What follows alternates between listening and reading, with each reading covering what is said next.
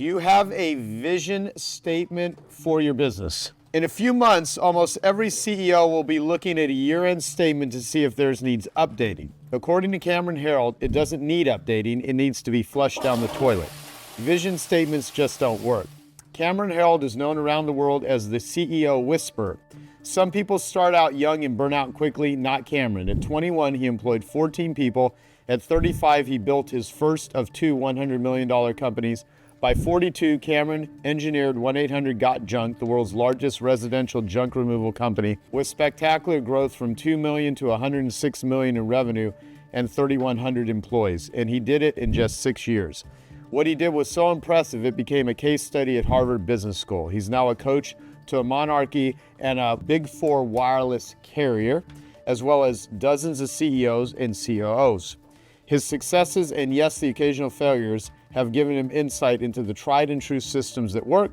Cameron's title is Vivid Visions. So just a quick show of hands, who actually has a vision statement or a mission statement, that one sentence statement? Okay, all of you? Great. So the reason I actually wanted to tell you to throw it out, the concept of the vivid vision I originally rolled out in my first book, which is called Double Double. It ended up on Richard Branson's island, Necker Island, but when the island got destroyed by the hurricane back in September, my book ended up somewhere out in the Atlantic, so I had to write the book Vivid Vision to actually document it a little bit more thoroughly for you. So you're all getting a copy of that today as well. Most of us had a blank whiteboard in our offices, and we took a bunch of the words and threw them up on the whiteboard and then eliminated words, and we ended up with our little mission statement, right? Go team. The reason that that doesn't work and has never worked is it's never really given our employees enough of a full picture of what we're thinking about. So 18 years ago, I was invited to a lunch. 120 entrepreneurs in Vancouver, Canada were invited to a luncheon, and we were told to look into a crystal ball. Well, we thought that was a really flaky idea, looking into the crystal ball. We didn't know how to apply it to the business world, but it was a high-performance sports psychologist talking to us about visualization. And he was talking about how athletes will visualize themselves performing the event, how athletes will roll themselves through the event. They'll close their eyes and picture themselves going over and over and over through the event. And that process of visualization helps them compete completely on instinct. So we didn't know how to take that analogy into the business world. So we looked for another analogy, and he told us about Brooke Shields. He said when Brooke was getting married to Andre Agassi, she didn't like her legs. So she put a picture of what she wanted her legs to look like up on the refrigerator. Well, we know that the marriage between Andre Agassi and Brooke Shields didn't work out. He ended up getting married to Steffi Graf. The crazy thing was those were Steffi Graf's legs on the refrigerator. So the process of visualization did work. Unfortunately, it worked for Andre. So the number one thing you're learning today is go home and take down all the photos off your refrigerator. Okay, so that still didn't help us. We didn't know how to take the concept of visualization, bring it into the business world, but we found out that home builders use visualization every day. So a quick show of hands if you've built a house or done a renovation. Okay, almost all of you, great. Think back to that process, that time when you were first meeting with the contractor. You were the CEO of the home building project. You were the one that had the vision of the home. You didn't give the contractor a one-sentence statement and say, build me my dream home, here's $2 million and leave. That's a vision statement. That one sentence, build me my dream home and I'll go away for a year, they're gonna screw it up because they can't read your mind.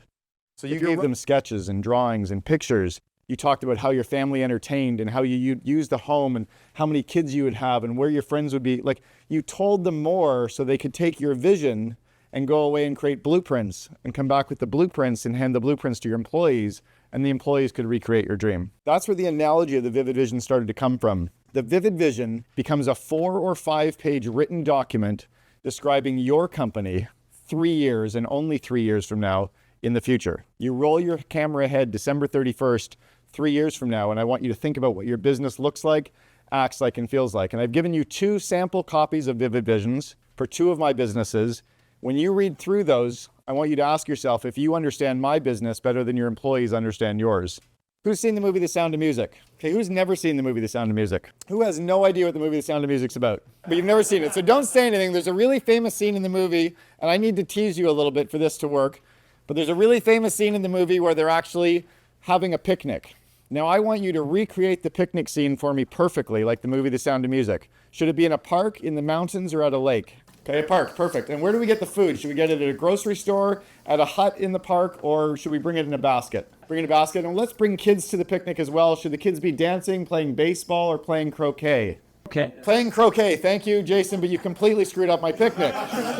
See, I said, and you're the smartest guy, I want you in the 100K group, I said I needed to be just like The Sound of Music, but because you've never seen the movie, you can't recreate it. It's in the hills or alive in the Alps, not in a park, and they're dancing. There was a theme, The Sound of Music. It wasn't The Sound of Croquet. But most of us in our businesses give a one-sentence statement to people and expect them to read our minds, and we get frustrated because we're intuitive and they're not. The reason they're not intuitive is they can't see what we can see. Your only real job as the CEO is to communicate the vision, to communicate the picture of what your business looks and feels like. And the one-sentence vision statement isn't enough. Even in Traction, when they give you the Vision Traction Organizer, a list of a bunch of bullet points, that doesn't explain the full picture of what your company can look like. Imagine doing a jigsaw puzzle without knowing what the picture would be like. You could do it, but it would take a lot longer. If you're writing a vivid vision, you've got to get out of the box. You can't sit in your office and write this. You have to go somewhere where you're inspired, somewhere around nature. Go to a park, go to the mountains, go sit up at the top of Camelback. Go sit somewhere where you're not in your business. No laptop, no iPad, no technology. Take a notepad, and I want you to pretend like you're traveling in the future. You're hopping into a time machine, and you're going 3 years out into the future. And I want you to start doing a mind map and describing your entire company. Describe operations, 3 bullet points about operations, 3 about marketing, 3 about IT, about engineering, about sales. I want you to write down 3 or 4 bullet points about what your customers are saying about you, what the media is writing about you, what your employees are saying. I want you to talk about your supplier relationships. I want you to talk about the buzz that you feel when you walk in. I want you to talk about the culture and your meeting rhythms and your dashboards. But don't worry about how it comes true. Remember, the homeowner's job is to describe what the home looks like. The contractor's job is to figure out the plans, and the employee's job is to execute the plans. As Andy pointed out yesterday, your leadership team is the group that figures out the plans to make your vision come true. You articulate the vivid vision, and then you grow leaders so they can actually put the plans in place, and then you can coach them and they can coach the team to execute. You get all the bullet points written down from a mind map and you organize them into rough notes. You pull a bunch of the rough notes together, and then you can create your first draft of your vivid vision. Now, Jennifer Hude, she's not here today, but Jennifer has actually written dozens and dozens and dozens of the final drafts of vivid visions for CEOs all over the world. I get requests all the time from all of my books about vivid visions. They all get directed to Jennifer's team, and she helps polish them off the page because you give it to a professional writer and they can pop it. They can take your rough work and really make it pop.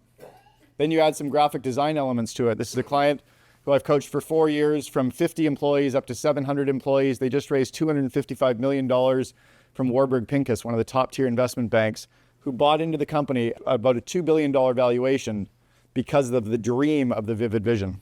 When you can raise $255 million and you're only doing $200 million in revenue, they're buying into something, and it's not your business plan. They're buying into the dream.